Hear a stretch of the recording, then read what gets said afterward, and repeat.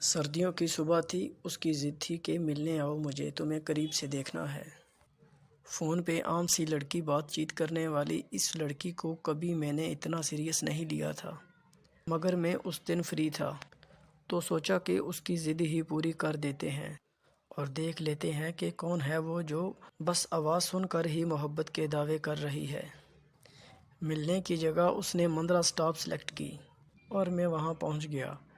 دل میں ایک بے چینی سی تھی کیونکہ زندگی کا یہ پہلا تجربہ تھا اور یہ بھی سن رکھا تھا کہ ایسی ڈیٹس اگر پکڑی جائیں تو دھلائی کافی دھواں دار ہوتی ہے۔ زیادہ انتظار نہیں کرنا پڑا اور وہ محترمہ ایک ادائے خاص سے میری طرف بڑھتی ہوئی مجھے نظر آ گئی تھی۔ پہلے ایک دوسرے کو نہیں دیکھا تھا مگر SMS پر ڈریس کلر اور دیگر نشانیوں کی وجہ سے پہچان لیا۔ وہ دیکھنے میں بے حد حسین تھی اور اسے دیکھ کے میرے دماغ میں پہلا خیال ہی آیا کہ یہ تو کسی کو بھی پاگل کر سکتی ہے۔ پھر فون کالز پہ میری اتنی منتیں ترلے کیوں کرتی تھی؟ دوسرا دھچکا تب لگا جب اس نے ہاتھ ملانے کو ہاتھ آگے بڑھتے ہوئے سلام دیا۔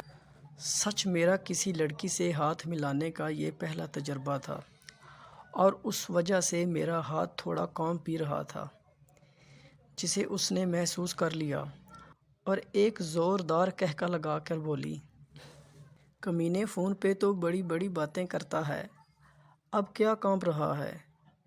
جواباً میں مسکرا کے رہ گیا۔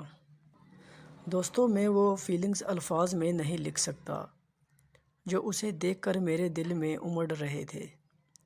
وہ نان سٹاپ بول رہی تھی اور میں بس اسے ہی دیکھا جا رہا تھا۔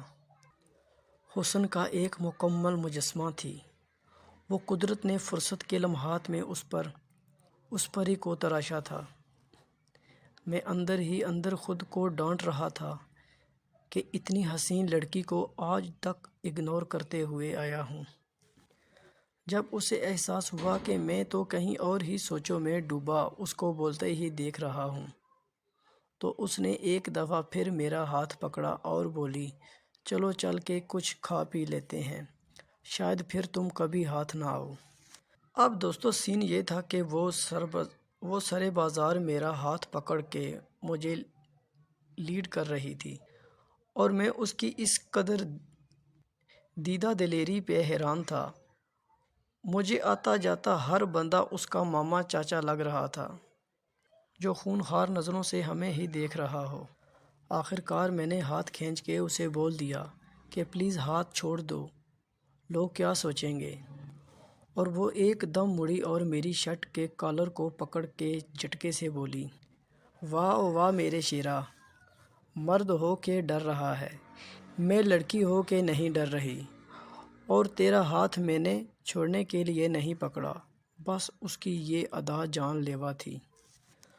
بازار میں اس کی اس حرکت پہ کچھ لوگوں کو لگا کہ شاید کوئی گڑبڑ ہے، تو وہ ہمارے گرد جمع ہو گئے اور سوالیہ نظروں سے دیکھنے لگے۔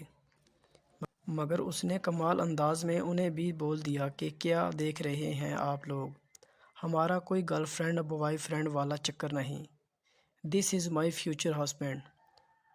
تبھی میری آنکھ کھل گئی۔